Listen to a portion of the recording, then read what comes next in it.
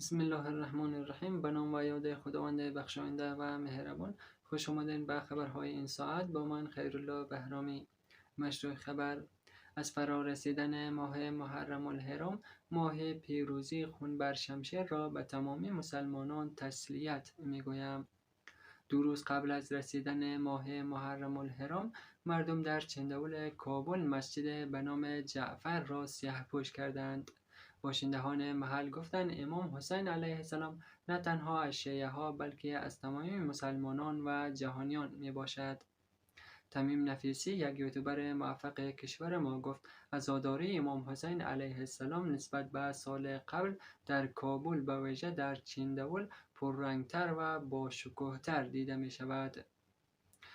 جام خواهرات بر لب آمده، برخیز و ببین